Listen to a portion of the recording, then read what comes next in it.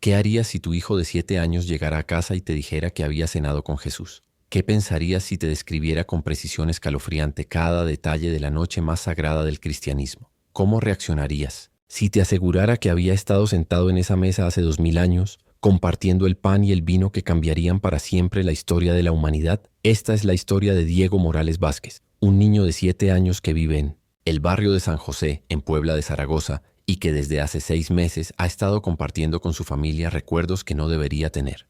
Recuerdos de una cena que tuvo lugar en Jerusalén hace más de 2 milenios, cuando él aún no había nacido. Diego no es un niño diferente a cualquier otro de su edad. Le gustan los videojuegos, colecciona cartas de fútbol, se queja cuando su madre le pide que ordene su cuarto. Pero hay algo en su mirada que ha comenzado a inquietar a quienes lo rodean. Una profundidad que parece fuera de lugar en alguien tan pequeño, como si guardara secretos demasiado grandes para su edad. La familia Morales vive en una casa de 2 plantas en la calle 16 de septiembre, a pocas cuadras del centro histórico de Puebla. Aurelio Morales, de 35 años, trabaja como restaurador de patrimonio en las iglesias coloniales de la ciudad. Su esposa, Carmen Vázquez, de 32 años, es maestra de primaria en una escuela pública del barrio. Juntos han construido un hogar donde la fe católica se vive con naturalidad, sin extremismos, pero con el respeto profundo que caracteriza a tantas familias mexicanas. Diego es el menor de 3 hermanos. Tiene una hermana de 10 años, Sofía, y un hermano de 12, Mateo. La rutina familiar transcurre entre las responsabilidades escolares, el trabajo de los padres y las tardes que Diego pasa jugando en el PCSC, pequeño patio trasero de la casa donde Carmen cultiva hierbas de olor y algunas flores que llenan el ambiente de fragancias dulces. Los domingos, como es tradición en la familia, asisten juntos a misa en la iglesia de San José, una construcción del siglo XVIII con muros de talavera poblana que Diego conoce desde que era muy pequeño. Siempre le ha gustado observar las pinturas que decoran el altar, especialmente aquella que representa la última cena con Jesús y sus 12 apóstoles reunidos alrededor de una mesa larga. Aurelio recuerda que Diego solía quedarse hipnotizado frente a esa pintura durante el sermón dominical. Se quedaba muy quieto mirándola fijamente, relata su padre. Pensábamos que simplemente le gustaban los colores o las figuras. Nunca imaginamos que había algo más profundo en esa fascinación. Carmen describe a Diego como un niño tranquilo y observador, que siempre ha tenido una memoria excepcional. Desde muy pequeño recordaba detalles que nos sorprendían, cuenta la madre. Podía describir perfectamente lugares donde habíamos estado una sola vez, o repetir conversaciones que había escuchado semanas atrás. Pero esto es completamente diferente. La normalidad de la familia Morales se vio interrumpida una tarde de marzo, cuando Diego regresó del jardín de niños con una expresión extrañamente seria. Carmen lo encontró sentado en la sala, mirando sus pequeñas manos con una concentración que no era típica en él. Los primeros signos de que algo inusual estaba ocurriendo aparecieron de manera sutil. Diego comenzó a hacer preguntas muy específicas sobre Jesús y sus discípulos durante las conversaciones familiares. No eran las preguntas típicas de un niño de su edad, sino cuestionamientos que demostraban un conocimiento que nadie recordaba haberle enseñado. ¿Por qué Judas se sentaba siempre del lado derecho?, preguntó una tarde mientras cenaban. Carmen y Aurelio se miraron extrañados. Ninguno de los dos recordaba haber mencionado jamás la posición de Judas en la mesa de la última cena. Una semana después, mientras ayudaba a su madre a preparar la cena, Diego tomó un pedazo de pan y lo observó con una intensidad inusual. «Mamá», dijo con voz suave, «¿tú sabías que el pan de esa noche tenía semillas de ajonjolí?». Carmen se detuvo en lo que estaba haciendo. Jamás había leído ni escuchado esa información en ninguna parte. Los comentarios de Diego se volvieron más frecuentes y específicos. Describía olores que no podían provenir de su experiencia. El aroma del aceite de oliva mezclado con hierbas que no crecían en México. El olor particular de las túnicas de lana después de caminar bajo el sol del desierto. El humo de las antorchas que iluminaban habitaciones de piedra. Una noche, durante la cena familiar, Diego dejó de comer y miró fijamente su vaso de agua. Pedro tenía miedo, dijo de repente. Se le notaba en las manos. Las movía mucho cuando Jesús hablaba de lo que iba a pasar. Sofía y Mateo dejaron de jugar y prestaron atención. Los padres intercambiaron una mirada de preocupación creciente. ¿Qué Pedro, Diego?, preguntó Carmen con voz cuidadosa. Pedro, el de la barba rizada, respondió el niño con naturalidad como si fuera obvio. El que siempre hablaba fuerte pero esa noche estaba callado. El momento que cambió todo llegó un domingo por la mañana. La familia se preparaba para ir a misa cuando Diego se detuvo frente al espejo del recibidor. Se quedó inmóvil, observando su reflejo con una expresión que Carmen describe como de reconocimiento, como si se estuviera viendo por primera vez después de mucho tiempo. «Ya me acordé», murmuró Diego casi para sí mismo. Aurelio se acercó y se arrodilló junto a su hijo. ¿Te acordaste de qué, mi amor? Diego volteó hacia él con una seriedad que heló la sangre de su padre. Sus ojos, normalmente brillantes y juguetones, tenían una profundidad que no correspondía a sus 7 años. De la cena, respondió con una voz extrañamente calmada. De cuando estuve con Jesús. Carmen se acercó, sintiendo como el corazón se le aceleraba. Diego, ¿de qué cena hablas? El niño los miró a ambos, luego a sus hermanos que se habían acercado intrigados por la conversación. Con una tranquilidad que contrastaba dramáticamente con la conmoción que sus palabras causarían, Diego pronunció la frase que cambiaría la vida de la familia Morales para siempre. Yo estuve en la última cena. Jesús partió el pan y me miró directamente. Me conocía, sabía que yo vendría aquí, a esta casa con ustedes. Me dijo que algún día contaría lo que vi esa noche. El silencio que siguió a estas palabras fue absoluto. Ni siquiera el ruido del tráfico de la calle 16 de septiembre parecía llegar hasta la sala de la casa de los Morales. Aurelio sintió que las piernas le temblaban. Carmen se llevó una mano al pecho tratando de controlar su respiración acelerada. Sofía fue la primera en romper el silencio. Diego, eso no puede ser cierto. Tú tienes 7 años. Diego la miró con una sonrisa triste, demasiado madura para su edad. Sé que no me van a creer. Jesús me dijo que no me iban a creer al principio, pero dijo que cuando llegara el momento yo sabría qué hacer. En ese instante, como si hubiera estado esperando una señal invisible, Diego cerró los ojos y comenzó a hablar con una voz que no parecía completamente suya. Había 13 sillas alrededor de la mesa, pero una quedó vacía al final. El mantel era de lino blanco con hilos dorados en los bordes. Jesús bendijo el pan 3 veces antes de partirlo, y cuando lo hizo, pequeñas migas cayeron sobre mis manos. El vino era más oscuro que la sangre, y cuando él lo bendijo, el aire se llenó de un aroma que jamás he vuelto a sentir. Juan lloró en silencio durante toda la cena, pero Jesús le sonreía para consolarlo. Y Judas ya no estaba cuando Jesús dijo sus últimas palabras. Cuando Diego abrió los ojos, encontró a su familia completamente inmóvil, mirándolo como si fuera la primera vez que lo veía. Los días que siguieron a la revelación de Diego fueron una montaña rusa emocional para la familia Morales. Aurelio y Carmen decidieron no asistir a misa ese domingo. Necesitaban tiempo para procesar lo que habían escuchado. Se quedaron en Pelnisponish casa, observando a Diego con una mezcla de fascinación y preocupación, esperando que su hijo añadiera más detalles a su extraordinaria afirmación.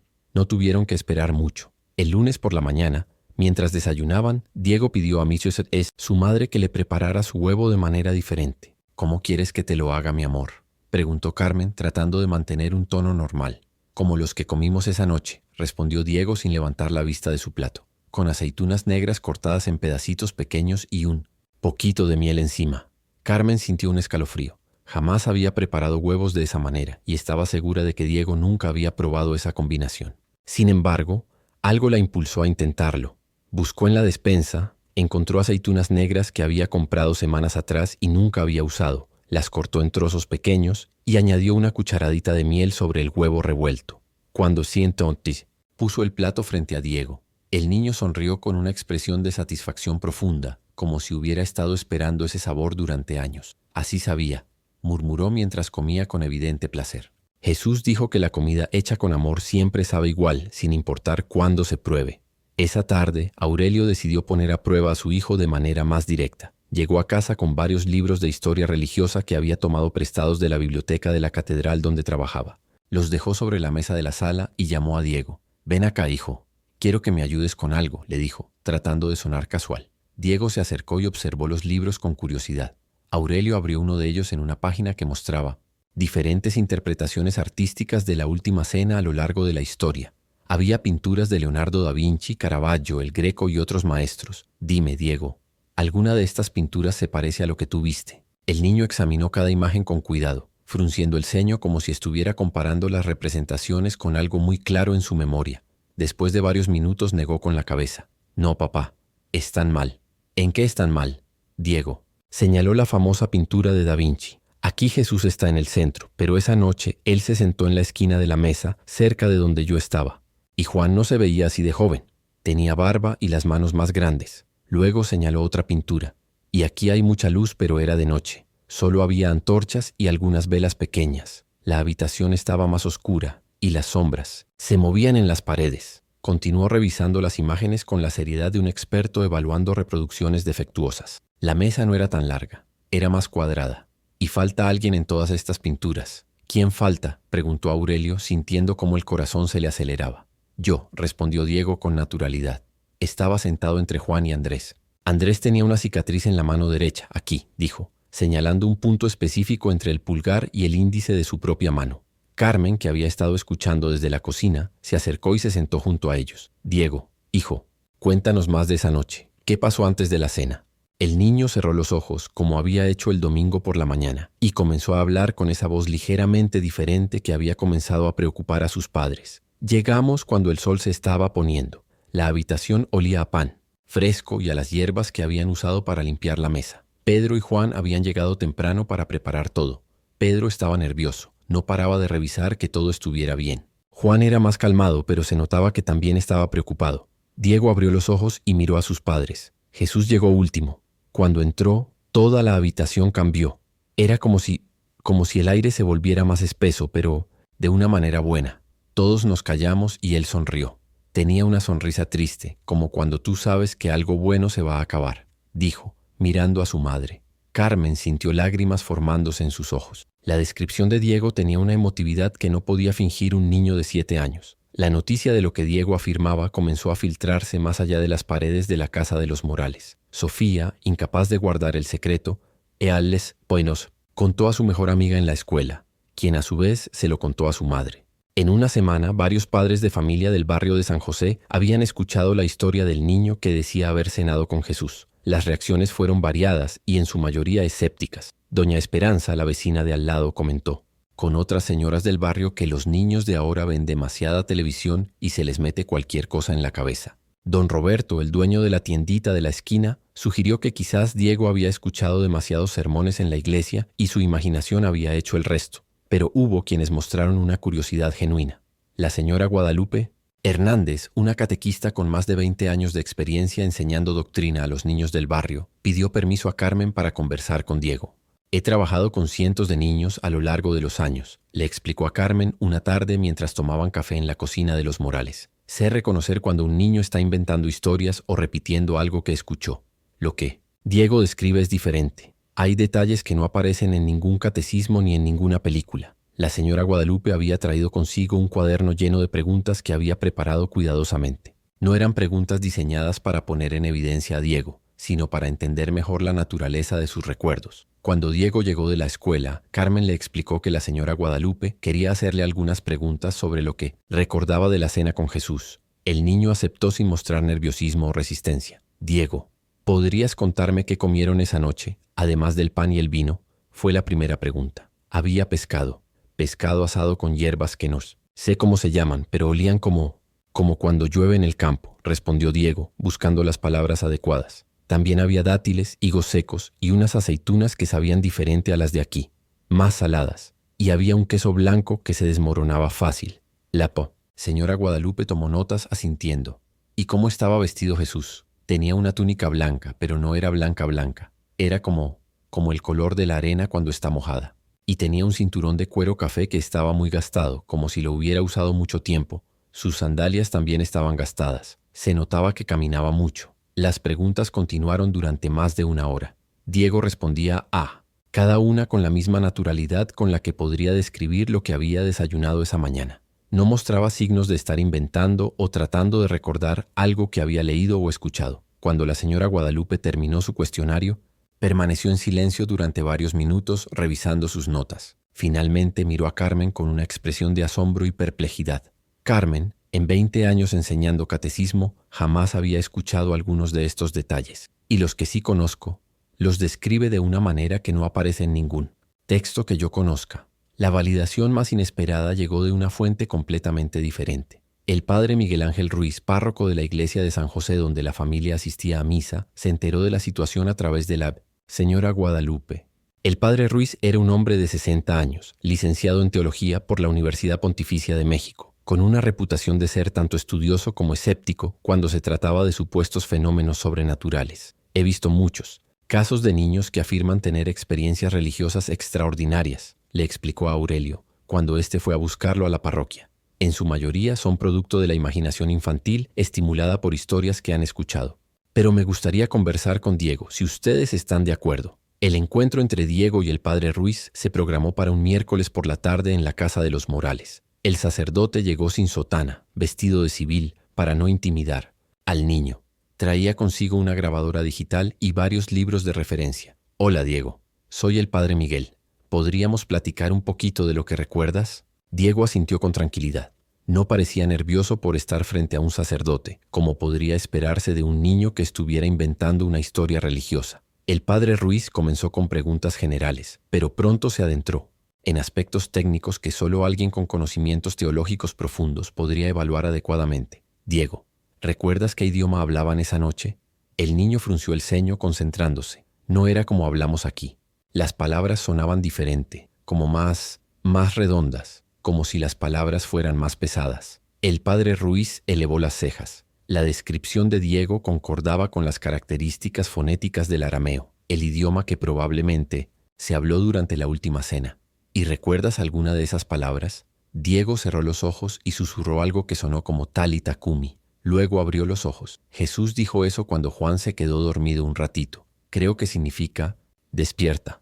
El padre Ruiz sintió un escalofrío. Talita Cumi eran palabras arameas que aparecían en los evangelios, específicamente cuando Jesús resucitó a la hija de Jairo. Pero la frase no aparecía en ningún relato de la última cena. ¿Cómo podía un niño de 7 años conocer arameo y, más aún, usar estas palabras en un contexto que no aparecía en ninguna fuente bíblica conocida?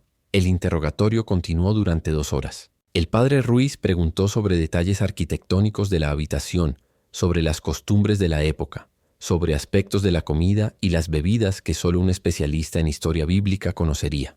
Diego respondió a todo con la misma naturalidad desconcertante. Cuando la sesión terminó, el padre Ruiz pidió permiso para llevarse la grabación y analizarla con más cuidado. Prometió a los Morales que volvería en unos días con sus conclusiones. 3 días después, el padre Ruiz regresó a la casa de los Morales. Su semblante era serio, pero no había incredulidad en sus ojos. Traía consigo una carpeta llena de papeles y varios libros marcados con separadores. «He consultado con especialistas en historia bíblica y en tradiciones del primer siglo», comenzó dirigiéndose a Aurelio y Carmen.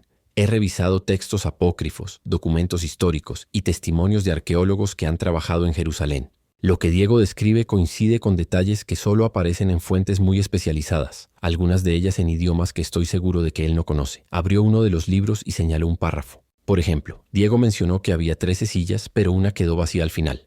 Esto coincide con una tradición muy antigua que sugiere que Judas se retiró antes de que terminara la cena. Pero esta interpretación solo aparece en textos siríacos del siglo IV que nunca han sido traducidos al español. Continuó hojeando sus notas. También describió el tipo específico de pan que se usaba en las cenas rituales judías de la época, incluyendo las semillas de ajonjolí, que efectivamente se añadían a ciertos panes ceremoniales según fuentes históricas que solo conocemos, por papiros encontrados en el siglo XX. Carmen se llevó una mano al pecho. «Padre, ¿qué significa esto?» El padre Ruiz guardó silencio por un momento largo. Significa que Diego conoce detalles sobre la última cena que van mucho más allá de cualquier conocimiento que un niño de su edad podría haber adquirido por medios normales. No puedo explicar cómo es posible, pero tampoco puedo ignorar la evidencia. En ese momento Diego entró a la sala, regresando de la escuela. Al ver al padre Ruiz sonrió con familiaridad como si fuera un viejo amigo. «Hola, padre Miguel.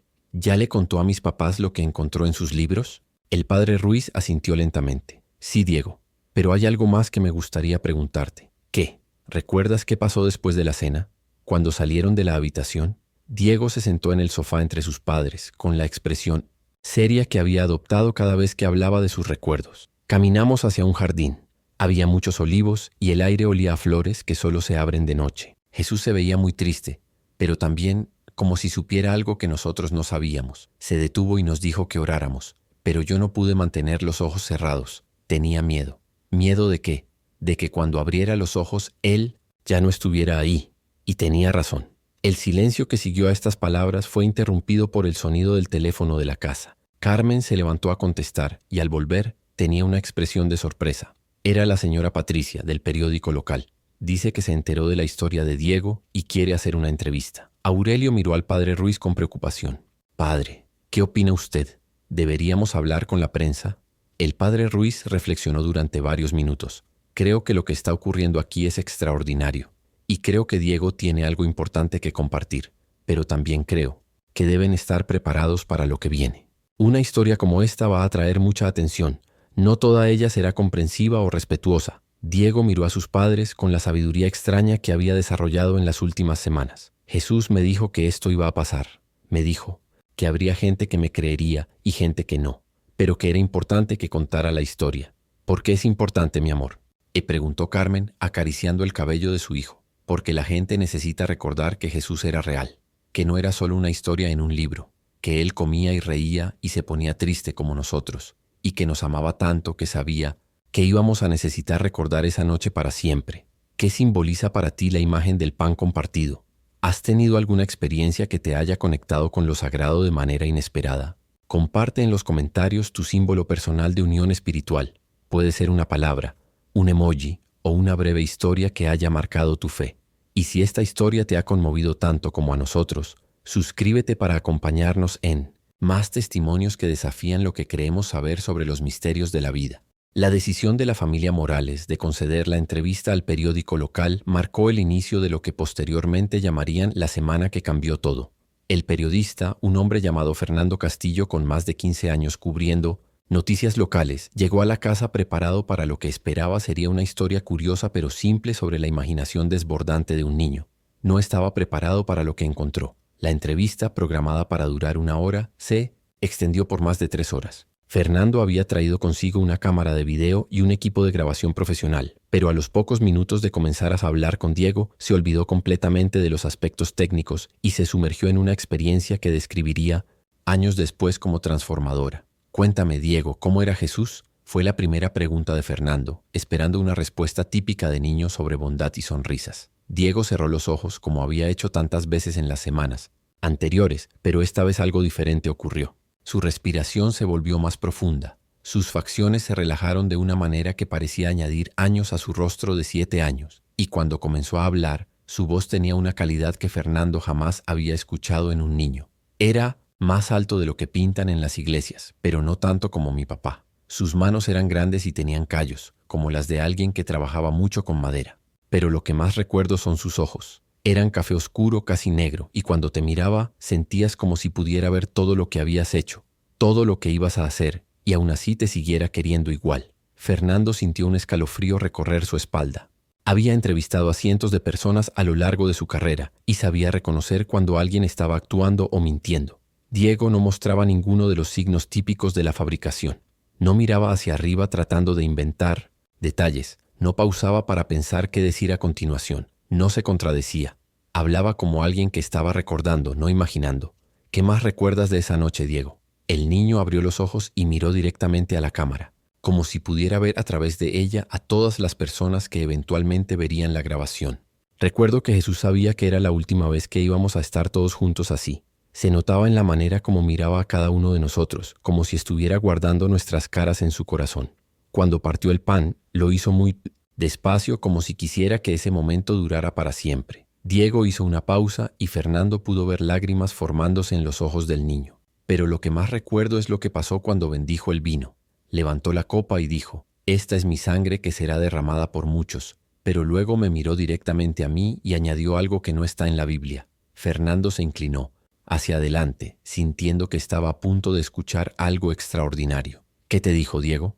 Me dijo: «Pequeño, tú serás quien recuerde esta noche cuando el mundo necesite recordar que el amor es más fuerte que la muerte. Cuando llegue tu momento, cuéntales que yo los conozco a todos por su nombre y que ninguno está olvidado». Las palabras de Diego cayeron sobre el silencio de la sala como piedras en agua quieta. Carmen se llevó las manos a la boca para contener un sollozo. Aurelio sintió que las lágrimas corrían por sus mejillas sin poder controlarlas. Fernando tuvo que detener la grabación porque sus propias manos temblaban demasiado para mantener la cámara estable. Cuando reanudaron la entrevista, Diego continuó describiendo la noche con detalles que iban más allá de cualquier conocimiento, bíblico o histórico. Habló de las expresiones en los rostros de los apóstoles, del sonido del viento que entraba por las ventanas abiertas, del aroma del aceite que ardía en las lámparas. Pedro lloraba, pero trataba de que nadie se diera. «Cuenta», continuó Diego. Se limpiaba las lágrimas con la manga de su túnica cuando pensaba que Jesús no lo veía. Pero Jesús sí lo veía y le sonreía con mucho cariño, como cuando mi mamá me sonríe cuando me lastimo, pero trato de ser valiente. ¿Y los otros apóstoles? Juan estaba muy asustado. Se quedaba muy cerca de Jesús como si quisiera protegerlo. Andrés no hablaba nada, solo movía sus manos nerviosamente. Felipe hacía muchas preguntas, pero Jesús no le contestaba todas. Y Tomás se veía confundido todo el tiempo, como si estuviera tratando de entender algo muy difícil. La descripción de Diego de cada uno de los apóstoles tenía una individualidad y una humanidad que Fernando nunca había encontrado en ningún texto religioso. No eran figuras santas e intocables, sino hombres reales con miedos, dudas y emociones complejas. Diego, ¿qué pasó al final de la cena? El niño se quedó muy quieto durante varios minutos. Cuando finalmente habló, su voz era apenas un susurro. Jesús se levantó y dijo una oración muy larga en el idioma de ellos. No entendí todas las palabras, pero sentí lo que significaban en mi corazón. Era como si estuviera entregando algo muy importante a Dios, algo que era suyo pero que tenía que regalar. Diego hizo otra pausa respirando profundamente. Después nos abrazó a todos. Cuando me abrazó a mí, me susurró al oído: regresarás a tu tiempo cuando sea necesario. Pero antes de irte, mira bien. Recuerda todo, porque un día tendrás que contar esta historia para que otros recuerden que el amor siempre vence. ¿Y qué pasó después de eso? Me desperté en mi cama, aquí en casa, el día que cumplí 7 años. Al principio pensé que había sido un sueño, pero podía oler todavía el pan en mis manos y sentir el sabor del vino en mi boca. Y tenía esto. Diego se levantó y corrió hacia su cuarto. Regresó con algo cerrado en su puño pequeño. Abrió la mano lentamente, revelando una pequeña piedra del color del ámbar con vetas doradas que parecían moverse en su interior cuando la luz las tocaba. Jesús me la dio antes de irme. Me dijo que era para que supiera que había sido real, no un sueño. Fernando tomó la piedra con manos temblorosas. Era suave al tacto, tibia como si hubiera estado expuesta al sol, y tenía un peso que parecía mayor de lo que su tamaño sugería. Pero lo más extraordinario era que al sostenerla, Fernando sintió una paz profunda que no había experimentado jamás, como si todas sus preocupaciones y miedos se hubieran desvanecido de repente. ¿Puedo llevarla a que la examine? ¿Un geólogo?, preguntó Fernando, devolviendo la piedra con reluctancia. Sí, respondió Diego con una sonrisa. Pero ya sé lo que van a decir. Van a decir que no es de aquí, que no saben de dónde vino. Jesús me dijo que sería así. La publicación del artículo de Fernando Castillo en el periódico Diario de Puebla, 3 días después, provocó una reacción que nadie había anticipado. La historia, titulada El niño que cenó con Cristo, fue compartida miles de veces en redes sociales en las primeras horas después de su publicación online. Los teléfonos de la Casa de los Morales no dejaron de sonar. Periodistas de la Ciudad de México, de Guadalajara, de Monterrey, incluso de otros países, llamaban pidiendo entrevistas. Productores de televisión querían que Diego apareciera en sus programas. Investigadores de fenómenos paranormales solicitaban permiso para estudiar su caso. Pero también llegaron las críticas y los ataques. Grupos escépticos acusaron a la familia de explotar a su hijo para obtener fama y dinero. Algunos sectores religiosos conservadores consideraron blasfemo que un niño afirmara haber estado presente en un evento tan sagrado. Hubo comentarios crueles en Internet, cartas de personas que los acusaban de charlatanería e incluso amenazas veladas. La familia Morales se encontró en el centro de una tormenta mediática que no había previsto ni deseado.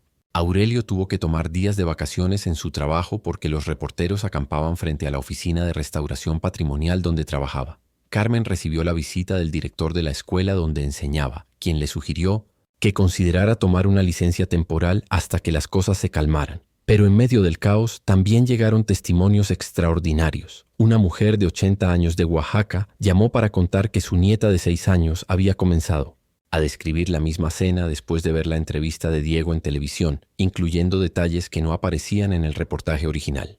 Un sacerdote jesuita de España envió un correo electrónico explicando que había encontrado referencias a la piedra que Diego poseía en manuscritos medievales que describían reliquias de Tierra Santa. Un arqueólogo de la Universidad Nacional Autónoma de México solicitó permiso para examinar la piedra con equipos especializados. El momento más impactante llegó cuando una monja contemplativa del convento de Santa Clara en la Ciudad de México pidió hablar telefónicamente con Diego. La hermana Esperanza tenía más de 70 años y había dedicado su vida al estudio de los evangelios y la oración contemplativa. Diego, le dijo con voz suave a través del teléfono, he orado durante 50 años pidiendo entender mejor cómo era Jesús realmente. Lo que tú describes coincide con lo que he sentido en mis oraciones más profundas, pero nunca me había atrevido a decirle a nadie. La conversación duró más de 1 hora, durante la cual Diego describió aspectos de la personalidad de Jesús que jamás había mencionado antes, su manera de inclinarse ligeramente hacia adelante cuando escuchaba a alguien,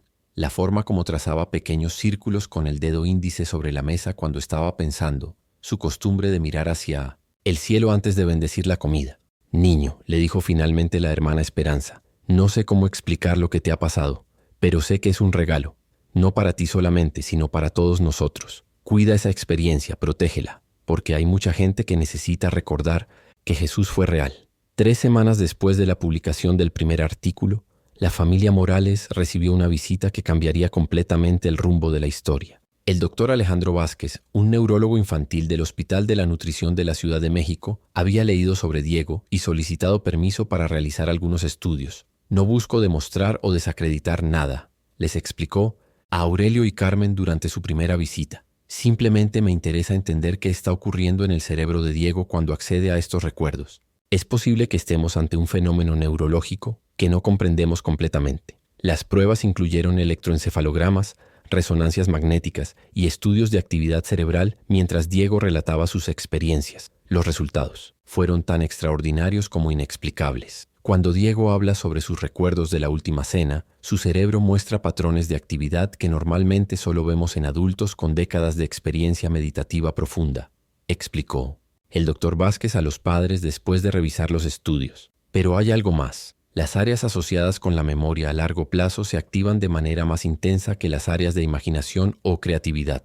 Neurológicamente hablando, su cerebro está procesando estos eventos como recuerdos reales, no como fantasías. El doctor Vázquez hizo una pausa, eligiendo cuidadosamente sus palabras. No puedo explicar científicamente cómo es posible que tenga recuerdos de eventos que ocurrieron hace 2000 años, pero puedo confirmar que, desde el punto de vista neurológico, Diego no está mintiendo ni inventando. Su cerebro está accediendo a lo que para él son memorias auténticas. Mientras tanto, el análisis de la piedra que Diego afirmaba haber recibido de Jesús había proporcionado resultados igualmente desconcertantes. El geólogo de la Universidad de Puebla que la examinó reportó que se trataba de un mineral compuesto que no existía naturalmente en ninguna parte del mundo que él conociera. La composición incluía elementos que normalmente no se encontraban juntos en la naturaleza, pero que habían sido combinados de manera que creaba una estructura cristalina perfectamente estable. Es como si alguien hubiera tomado materiales de diferentes partes del mundo y los hubiera fusionado usando tecnología que no reconozco, escribió en su reporte. La edad del mineral es imposible de determinar con nuestros métodos actuales, ya que parece existir fuera de los parámetros temporales normales. Un mes después del inicio de toda la conmoción mediática, Diego pidió a sus padres que organizaran una reunión especial. Quería hablar con todas las personas que habían estado siguiendo su historia. El padre Miguel Ángel, la señora Guadalupe, Fernando el periodista, el doctor Vázquez y algunas de las familias del barrio que habían mostrado apoyo genuino. Se reunieron en el patio trasero de la casa de los Morales una tarde de domingo, sentados en círculo bajo el pequeño árbol de limón que Carmen había plantado años atrás. Diego se veía tranquilo pero serio, con esa expresión de sabiduría prematura que se había vuelto tan característica en él. Quiero contarles algo que Jesús me dijo esa noche, pero que no había dicho antes porque no era el momento, comenzó Diego, mirando a cada persona presente. Me dijo que iba a haber mucha gente que no me creería, y que eso estaba bien. Dijo que la fe no se trata de creer en historias, sino de creer en el amor. Diego tomó la pequeña piedra de su bolsillo y la puso en el centro del círculo, donde todos pudieran verla. Bajo la luz del atardecer poblano, las vetas doradas en Pincy-Tottenham, su interior parecía moverse como ríos de luz líquida. También me dijo que cuando terminara de contar la historia, la piedra ya no iba a ser mía, que tenía que entregarla para que otros pudieran recordar también. Se levantó y caminó hacia el padre Miguel Ángel. Él me dijo que usted sabría qué hacer con ella. El padre Ruiz recibió la piedra con manos temblorosas. Al tocarla, su expresión cambió completamente. Las lágrimas comenzaron a rodar por sus mejillas y por varios minutos fue incapaz de hablar. Diego dijo finalmente, ¿sabes qué voy a hacer con esto? Sí, respondió el niño con una sonrisa. La vas a poner en la iglesia cerca del altar para que la gente pueda verla y recordar que Jesús es real. Y va a haber personas que van a venir de muy lejos solo para tocarla. Y cuando lo hagan, van a sentir lo mismo que sentí yo esa noche. ¿Y qué sentiste tú esa noche, Diego?, preguntó la señora Guadalupe. Diego cerró los ojos una última. ¿Ves? Pero cuando los abrió, ya no tenían esa profundidad extraña que había caracterizado sus relatos durante meses. Volvían a ser los ojos de un niño de 7 años, brillantes y curiosos, pero completamente normales. Sentí que nunca estamos solos, respondió con sencillez, que no importa qué tan asustados estemos o qué tan perdidos nos sintamos, siempre hay alguien que nos conoce y nos ama exactamente como somos. Esa fue la última vez que Diego habló sobre sus recuerdos de la última cena, con esa voz extraña y esa sabiduría prematura. A partir de ese día, volvió a ser completamente un niño normal. Jugaba videojuegos, se peleaba con sus hermanos por la televisión, se quejaba de las tareas de la escuela. Pero la piedra, que fue colocada en un relicario especial en la iglesia de San José, siguió atrayendo visitantes de todo el mundo. Y cada persona que la tocaba reportaba la misma sensación, una paz profunda y la certeza inexplicable de ser completamente conocido y amado. La historia de Diego nos recuerda que a veces lo extraordinario llega a través de lo más sencillo y puro. Si esta experiencia te ha tocado el corazón, compártela con alguien que necesite recordar que no está solo en este mundo. Suscríbete a nuestro canal para más testimonios que nos conectan con el misterio y la esperanza. Y cuéntanos en los comentarios, ¿qué experiencia en tu vida te ha hecho sentir profundamente amado y conocido? Tu historia podría ser exactamente lo que alguien más necesita escuchar hoy.